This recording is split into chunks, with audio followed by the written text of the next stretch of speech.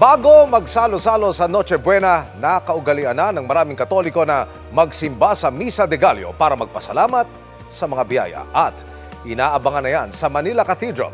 Live mula roon, nakatutok si Mariz Umali. Mariz!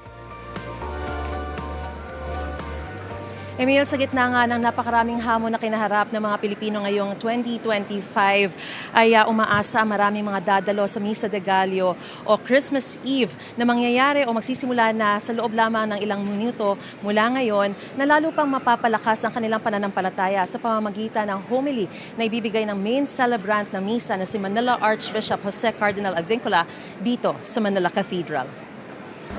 Yes, nanonood kayo ng concert? Galing pang Labrador, Pangasinan ang buong pamilya ni Jacqueline Malong para dumalo sa family reunion ngayong bisperas ng Pasko. Pero bago ang salo-salo ay dadalo sila sa Misa de Gallo dito sa Manila Cathedral. Yun po yung pasasalamat natin kay God dahil birthday niya ngayon. Yung siya ang good creator natin, good provider, good healing. Binabalik natin sa kanya yung pinakamataas na papuri at pasasalamat sa Diyos. First time din dito ng taga-Laguna si Vicky Deloria at kaibigan niya. Kaya narito na kaninang hapon pa lang. Napaka-importante po sa akin ang bisperas ng Kapaskuhan po kasi ito po yung kaarawan ni Jesucristo para salubungin yung pagdating niya bilang isang tagapagligtas po. Lubos po ako nagpapasalamat na sa araw na ito ma-attend ko po yung mas mamaya. Mula naman sa Samar ang pamilyang ito. Kailangan po ma-feel po namin yung present ni God. Pagpapasalamat po sa kanyang Dahil? pagpaparating at paggagawa ng mga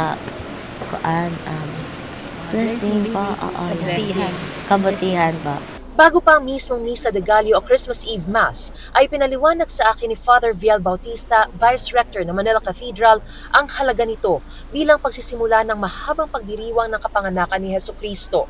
Dahil ang Pasko ngayong taon ay pinagdiriwang sa huling mga araw ng panahon ng Hubileo, lalo raw tayong hindi dapat mawala ng pag-asa sa mga krisis na kinakaharap ng bansa. Namulat nito yung mga consciousness natin. Malaking bagay ang pag-asa ngayong panahon ng Kapaskuhan. Ang pag-asa ay isang pagyakap sa katuparan at sa kabutihan ng Diyos. Hinikayat din niya ang mga mananampalataya na bigyang halaga ang espiritual na paghahanda kaysa sa pisikal na dekorasyon.